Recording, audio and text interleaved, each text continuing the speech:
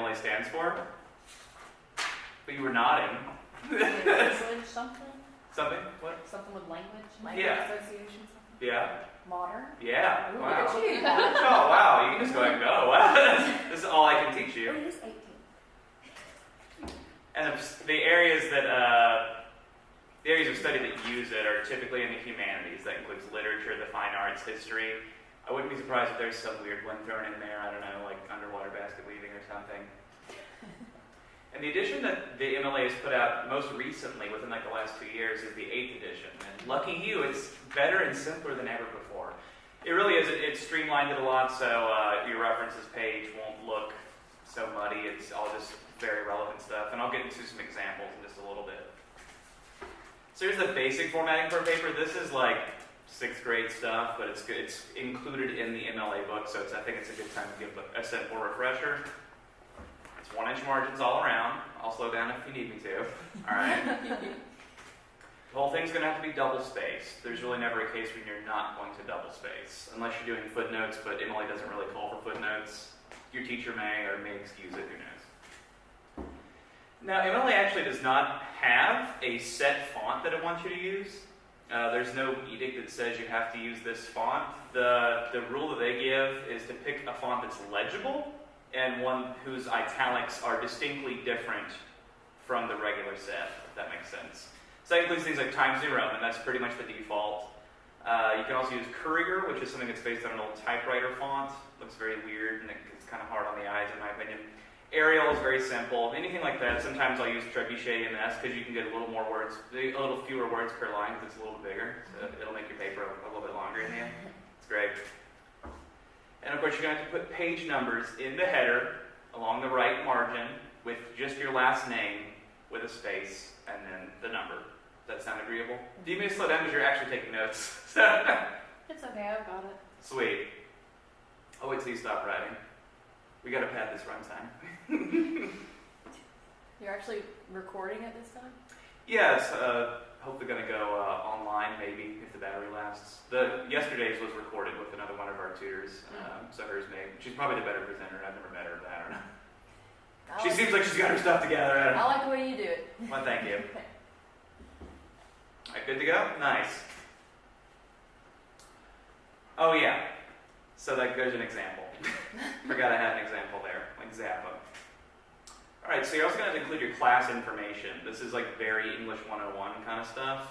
I made a slide for this because something that I see a lot for 101 and 102 papers is people will actually put this information in the header, which is a great way to kill like 4 lines a page, but you can't do that. Trust me, it'd be awesome if you could. The basic setup is write your name normally, your first name and your last name, followed by your teacher's name, whatever their title is, professor, doctor, or if they're cool with Mr., Miss, Mrs. Your department shorthand plus the class number, like the section number. And then the date. Either the date that it's due, that's kind of a standard one, or the date you completed it, if you want to like really show off. Be like, yeah, I got it done like 4 days ahead of time. What you gonna do? So there's a little example. We got Glenn Coco with Professor Hildegard in History 372. I don't know what class that is, but it sounds impressive. And you can write the date pretty much any way you want. I suppose you could write out the 28th of March. The way that I like to do it is just the military time, 28 March 2019. Or because it's the land of the free and you have a free choice, you can write it the standard way, March 28th, 2019. So that's really the American way of writing that. Did you know that? Mm-hmm. Like in Europe, they write it that first way that it's presented. Yeah, I got counted off my French test. That was great. Were you expected to do that on your French test? Oh, and you just wrote it like the typical American way? That's interesting, that's cool. That's a good way to enforce that so that you learn it. But I would be so mad. And I have to write my last name and then my first name, and that gets counted off too. Oh, wow. Oh, so that's the standard thing there too. Interesting. You know, the French, I like the French teachers, I just hate the French people. The French people that bother me. All right, so why should you bother citing information? Citation is something that's standard to every sort of publication style. Any guesses as to why you might want to cite or why you might be expected to cite something? Avoid plagiarism? Sure. That's one reason. Yeah. So people can see where you got your information from? You're kind of hovering around where I was hoping you'd go. But yeah, definitely to avoid plagiarism, that's a central concern. Or to show that you're not intending to plagiarize. That would definitely be something. You do want to, in the humanities especially, people's livelihoods depend on their originality of their thoughts. So you don't want to kind of steal someone's thunder, because it could be stealing their meal ticket, essentially. So you do want to give credit where it's due. Mostly you want to show where you're getting certain information. So you could make any sort of claim in a paper. No one's saying you can't say anything that you like that comes to your mind. You're just going to have to back it up with something. And as long as you're backing up with something that's credible or something that really lends credence to whatever you're saying, you're going to be okay. So you're going to show where you're getting certain info and show that you care about that source's credibility. This is why people say, like, don't cite Wikipedia. Maybe you can go to Wikipedia to get inspiration for an idea or to see where some sort of discussion lies with a famous book or work of art or some artist or something. It's a good place to start digging, but you don't want to just borrow it from there. It's too shaky, too dodgy. The difference between citing and not citing is like Alex Jones. We know Alex Jones. You do? And who's Alex Jones? He's crazy. He's a nutcase. Yeah. Just recently, I saw an article that was like, he went into some chicken restaurant and started like I saw that video. screaming at people. Evidently, they were taunting him, which I kind of disagree with. But yeah, I would have a hard time not teasing him if I saw him. He's this guy. He has his own show. Have you ever heard of like InfoWars? If you've ever met like people of certain political affiliations who are like, the government does this. Like, he's one of those guys, but he has his own like radio talk show, and he said all sorts of things like Hillary Clinton. I don't think he really believes she's like a lizard monster or something, but he like believes there's like this cabal of people who just murder children and stuff. Anyway, it's fine for him to have that opinion. It's just he doesn't back it up with anything. It's just kind of off the cuff. That's why he's, in our case, like this source of like ridicule and jokes, because it's just, wow, you're making money and giving yourself a platform on this utter nonsense. And I just pulled up Laura Otis. She's a political historian. She's well noted. So that's the difference between Alex Jones and Laura Otis, who will cite what she has to say and she'll back up things she has to say with reliable sources or sources that are commonly considered to be authoritative. All right, so perhaps the biggest thing to emphasize with MLA is that you're going to need a works cited page. Again, having some sort of reference page is common to every citation discipline. It's kind of the backbone of MLA, so that's why it's kind of early still in the presentation. It's going to be on a separate page, right? Again, this is all very basic stuff. It's going to start on a separate page. You can go into Word and click Insert New Page. That's simple. I say this because a lot of times I'll get people, sometimes non-traditional students, people in their 40s or older, who are not used to the new versions of Word that let you insert a new page, and they'll just hit Enter a bunch. The problem is sometimes you'll go into the essay and then rewrite some part of it or shorten it or something, and the works cited page will all of a sudden be higher or lower. It just looks funky. So this is a way to avoid that entirely. And keep the page count going with your last name, space, page number. That's how it's going to be. Consider it, page 8, 9, or whatever. Just like the rest of the paper, it's going to be double spaced with 1-inch margins all around, top, bottom, and sides. There's a minor exception. It's kind of a technicality, and we'll go into that in just a little bit. You're going to actually write the term works cited at the top of the page and have it centered. There's going to be no blank lines above it or below it. Just that term. And of course you're going to arrange your sources, but you have to do it somehow. So the best way to do it, it's a very neutral way, is to alphabetize them. It's arbitrary, but it's, the alphabet itself is arbitrary. So. By the last names of the authors. And if you have more than one author, we can go into this more in detail in a bit. You'll just find the first, again, do that alphabetically. If you have Jones and Babcock, list Babcock first. Does that make sense? And it's going to be last name, first name, but we'll get some examples in just a bit. No blank lines. I can't stress this enough. You're going to see it again. All right. This is some more finer points about sources. You're going to have a hanging indentation. Are we familiar with hanging indentations? What is a hanging indentation? It's like this and it's like this. Well, the camera can't see what you just did, so what? There's physically a camera. I'm not calling her a camera. There's a camera right there. That's how I do it. Okay. I just moved the bottom lines further in than the first line. Yeah, that's a pretty good way to phrase that. The top line is going to be, yeah, you're saying? I was gonna say, isn't there an easier way to do it? Like you click something and then it gives you indentations hanging first line. Yeah, there are built-in toolbars to do that. I guess I'm a curmudgeon and I haven't memorized those, but I was going to give you a physical example in just a second. But yeah, that's very good. Maybe we can tool around and see if we can find that option. The top line of every source is going to be 1 inch like the rest, begin flush on the left margin. The second, third, or whatever lines are going to be indented ½ inch more.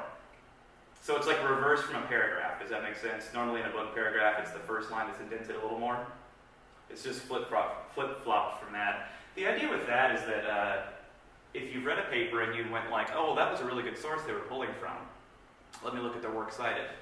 It's going to be this huge list of things, but even in publications, they're going to have a hanging indent, even in anthology works. So you can just sort of go down there alphabetically and then sort of find that it makes it easier to find, easier to peruse. This is a good practice to get into. No blank lines at all. Okay? So I saw this today. Couldn't believe it. It's 2019. All right, so here's what a source might look like. Or here's like the formula you're going to be using. Start with the author's last name and the first name, and then put a period. That's why I have it set out there. Don't actually put a space here, I just want to highlight it. And I boldened it, but I don't think you can tell. Author's last name, first name. If there is more than one author, only the first one alphabetically will be done like this. The rest you can write normally. Jane Smith. Then you'll put the title of source, whatever that is. It could be the book, the article, whatever. And then put a period after that. I've indented some of these things a little farther because sometimes you'll get sources that don't have these. Because you may just be citing a book or a movie, and it's not going to have, it won't be in a journal or something like that. So it's not 100% necessary, but it's still useful to you to know. So you put the title of the container after the title of the source. That could be the journal, the newspaper, the website, or the anthology, whatever. Anyone else is important after that. Oh, also, I forgot. After this container, after the source, be sure to put a comma. So you're going to list any other important contributors. That includes editors or translators. If it's going to be in an anthology or something, you're almost always going to be, I can't really think of a case where you wouldn't cite the editor. If you're citing someone like Aristotle, obviously it's going to be translated unless you're working in Greece. So you'll list the translator as well. You know, it could happen. Then put a comma after those contributors as well. Then whatever version of this work you're citing. If it's a book, obviously it's going to be like editions, like 3rd edition, 4th edition. It could also be a volume if you're citing a magazine or a newspaper. Does that make sense? After that, you could also put the number. It's going to be the issue or the episode if you're talking about a TV show or something like that, with a comma after that as well. Then you put the publisher. If it's like a movie or something, obviously there won't be a publisher. It'll be like a production studio. So you could do like, Fox International or whatever. Does that make sense? Then you'll have the publication date. Again, if it's a movie or something or a podcast, just do the date that it was released. Or I guess you could say published. I guess that's the term they also use. With a comma after that. Then they say location, but more appropriately it's page numbers. Obviously, the movie's not going to have page numbers. Don't worry about run count or anything unless it's something super specific. So just the page numbers. You won't actually have to put the double P's like you may have been taught. In this new edition, it just kind of lets you do it kind of rapid fire. And then a period after that. So what do you do if there's no author? Any guesses? Don't put it. Yeah. Or that's one instance. You could also put anonymous, like if it's some old medieval poem or something, we don't know who wrote it, then anonymous, the Song of the Deity or whatever. You could also use the name of the organization that produced it, like FEMA, if you're ever reading government documents or something like that, the World Health Organization, or God Help You Wikipedia, you could also put that, since there is no common author. If it's a movie, obviously there's not really going to be an author because there are so many people that have contributed to it. So it's a little bit of a special case. You can actually just put the movie name with a period. Then it's kind of up to you what you want to cite after that. You can do the director or the writer or the actor or a group of actors. It's kind of whatever you want to comment on. If you're talking about the writing of a movie, then definitely cite the writer. If you want to talk about like a director's work, talk about the director. Or if you're talking about certain performances, then cite the actors who have performed it.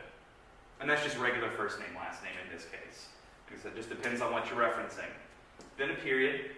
Then you can put like the studio with a comma. Then anything else that's relevant. That's like widescreen edition, like 1999 re-release or something. Any sort of like weird subtitle that it might have. Something that's going to help people identify exactly where the source came from. Then a comma, and then the year it was released with a period. Am I going too fast? We all good? I actually wanted to ask if we could go back to the last slide. Yeah. Real quick. There you go. She went to work. That's good work, huh? That's right.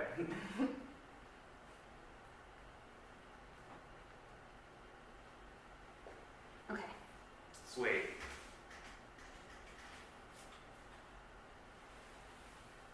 Yeah, so I have an example here. So if you want to talk about like screen, I forgot to italicize it, by the way. You're always going to italicize like the name of a book or the name of like an organization sometimes, like in the case of like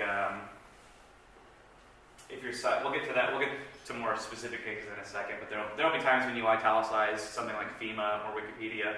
Not in these cases though. So in this case, you would italicize screen. Forgive me. Then you can use shorthand directed by Wes Craven with a period. Dimension of the studio that released it. Then the version is the director's cut. I don't know if that exists.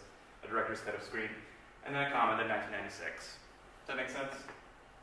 I try to pick fun ones because the books and things are very easy to memorize. And even if you forget something, you can just Google it in a second. It's like, oh, okay, I remember exactly what it is. But for some of these like multimedia things, it can be tricky. And a lot of it is still left up to you at this point. So like, try to take advantage of that freedom while we still have it. Alright, so how could you say like videos that are like embedded on websites? You'll do the creator's name, if it's available, with a period, then the title of the video, with a period. You do the website or organization name, this will be like YouTube or something, and this is where it will be italicized. Then a comma, the date it was uploaded. Sometimes on some websites, like if it's a very special, if it's not YouTube, if it's like a veterinary website, and it's just a video on like how to wash your dog after surgery, and it has no publication date, then you can just see when the last time the website was updated, or you could just do the date that you viewed the video, something like that. Just something to indicate that this is a point in time that you saw it. Then a comma, then the website URL. That's kind of the equivalent of like the volume and all that and the page numbers. It's pretty much the same thing. It's just a very convenient shorthand version of it. So I gave some examples. So we got PewDiePie. Evidently he uploaded this today because I just Googled him and this is one of his videos. So we got PewDiePie is the creator of this video with a period. This is the title of his video. You're going to copy whatever capitalization they use, especially if it's on a website like this where the person got to control how it was rendered. So streamers getting trolled compilation, then in parentheses, not including me. Do this in quotation marks. That's how you'll do for titles of essays, titles of articles, but not things like titles of books or anything like that. Those still get italicized. But if it's this sort of like self-contained thing as part of some larger thing, some larger body, then it gets enclosed in quotation marks. YouTube, however, will be italicized because that's the affiliation that it has. With a comma, then the date, European style, that it was uploaded, that is, then comma, then if I wasn't lazy, I would have copy-pasted the URL there. Sound good? Then this is one, if there is no author, if you can't tell who the author was, you'd start with the name of the video. So this is something I made up. How to get granddad to stop driving, period, in quotes. The website that it's from is the Geriatric Aid Society, comma, then I just made up an upload date, 2nd January of 2019, comma, URL. Pretty simple. Are there any questions? Like, this is like the vague part of it, because like I said, it's very nebulous and it's still up to you. There you go. You have to pay me $5 for a picture you take. Your silence is your consent to that. So. I hope you take Jackbucks. Oh, sure. Really, anything. So this is kind of like the general slide. This is basically just a page of examples. We can go through it if you have any questions, because sometimes it can get very technical, but there are ways Even MLA is sort of looking out for people and figuring out ways to make it shorter, the citation process shorter. So we're just going to start with Aristotle, obviously the translated work. So we got Aristotle as the author with a period. Then we have his essay Poetics, in quotation marks, with a period. Then this is the other container, the larger container that contains his essay. And I listed it out in full. The Norton Anthology of Theory and Criticism, period. Then I have two contributors. James Hutton, who's the translator. Again, you can use shorthand, it's no big deal. Comma, then the editor, Vincent B. Leitch, editor of this whole work, whereas James Hutton translated that work. You don't have to make that abundantly clear. That's something that someone can kind of infer pretty easily from the way the citation is set up. Then comma, third edition, that's the version. Comma, then the publisher, Norton. You could list out because I think the full name is like the Norton Company LLC or something like that. You don't really have to do that. You can just do some shorthand. Again, it's like saying Wikipedia instead of like www. Then a comma, then the year it was published, comma, and then the page number it's located on. Again, you don't have to do the PP. Yeah. Should the container always be italicized? It's almost always going to be in like a book of some kind, some anthology or some newspaper or some journal. So yeah. Okay. Of course, I say that there's probably going to be some weird exception, you know. But as a general rule of thumb, if you do that, you're going to be okay. So yeah. Then we have, this is a special case. We have this guy, Edward Pector. I'm citing him for a reason, even though we know he didn't write Othello. Do we know who wrote Othello? The play Othello. Bueller. She's trying Shakespeare. Yes. Do you know his first name? William. Oh, nice! There we go. Okay, I'm doing this for a reason. Edward Pector is the editor of this edition of the Norton Critical Edition of Othello. So we have him there with a period. Then Othello, the title of the play, and sort of the book. Norton Critical Editions, that's kind of that's like a special identifier. You don't really have to put that. That's just every resource that I use this for. I talked about Othello in a paper I wrote recently, and everything I saw, it said to use Norton Critical Editions also. So this is kind of like a third container, I guess. Comma, the second edition, comma, Norton the publisher, comma, 2017. It's getting very easy, right? Right? Like clockwork? So what happens is I had multiple sources from the same location, from that same Edward Pector Norton Critical Edition of Othello. Now, I could sit there and type it all out over and over again, but that's a little tedious, and I want to save some time. I have a cat that I can play with, you know? So by citing the Edward Pector edition, it just happened to fall alphabetically before the rest. All I have to do, is just cite Othello edited by Pector. So that way they know, when they see that it's a shorter citation, they can go, oh, there must be like the more proper citation somewhere else.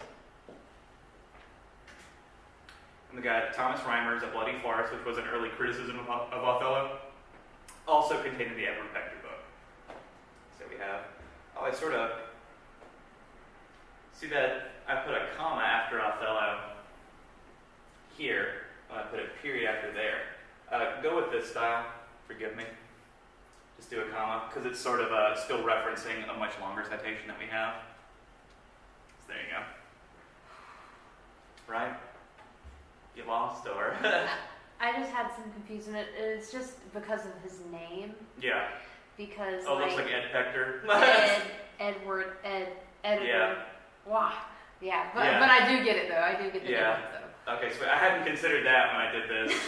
I was just trying to do like simple, easy ones. Like everybody, yeah, Shakespeare. Yeah, I'll admit that. And then this is an example of having more than one author for a source. It's also just something that's not from the same book, so you can sort of get some variation here. We have two authors, which were Cynthia Littleton and Jean Mattias. So just going alphabetically, we have L before M. So Littleton, Cynthia, comma, and Jean Mattias, period. The article they wrote was something by Jussie Smollett. Jussie Smollett studying downfall, period, in quotation marks. So that's the article title. That was contained in Variety magazine. It said Variety, comma. Then, believe it or not, it's volume 343. They've been around for quite a while. You don't actually have to write out volume or vol anymore. That was kind of an old edition thing. You can just treat it like you're citing poetry or something. You can just do volume number, period, issue number, comma. Does that make sense? It just saves you a little bit more time. Then comma, the date it was published, February 2nd, 2019, comma, the pages it's located on. And then in this case, we have a third container. We have the article. Right. What? So I just use Zotero for all of my stuff. There you go. I use a magic 8-ball. Should I cite this? Ask me later. We have another container in addition to Variety. It's the website. I accessed it from Mark's Library's version of Google. That's just what I call it. Just copy paste that. On the Mark's Library page, whenever you get results, have you ever seen that it will auto-cite things for you? Mm-hmm. Yeah, it's definitely oh, you haven't? Well, I've seen it. I just don't trust it because Really? I've cited like from that, and they'll give you different formats. Yeah. And you copy paste it, and it'll format just fine. But I've been like marked wrong on papers. Sometimes auto citation generators will make mistakes. We see that because we see a lot of APA nursing papers at Writing Center, and a lot of them, because nursing papers are very technical, I don't blame them for wanting to use just a citation generator to cut time, but it will often, it will forget to do certain formatting things. So you can do it to save some time or to get an idea of how to start, and then just peruse it yourself and go like, oh no, wait, that's wrong, or that should be capitalized, why did it do that? Something like that. Pretty simple, it's pretty easy to save time. After 8 editions, I guess they got it right. And of course, this is kind of like the last point really, how to do in-text citations. Because it's well and good to have these works cited, but you have to cite them in the paper for them to have any sort of relevance. These are just very basic examples. Here's my sentence, and I cited Smith, page 83. And you'd have to look into the works cited page and look for the name Smith and go like, okay, that's what that person wrote. And those are the pages, and on that page will be something that backs that up. Of course, there's more than one way to do it, depending on what the sentence is that you write. I know that may sound like a little too weird, but it's just depending on how you want to present it, that's kind of key.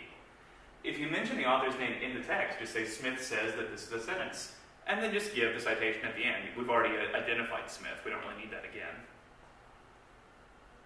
Sometimes you may not need to cite an author. You may just want to cite a particular moment. I think you're talking about a play or a movie. So the witches are at their creepiest when they begin their double, double, toil and trouble chant. Do you know what play that's from? Macbeth? Yes. Who said Macbeth? All three? I just said yes. Yee.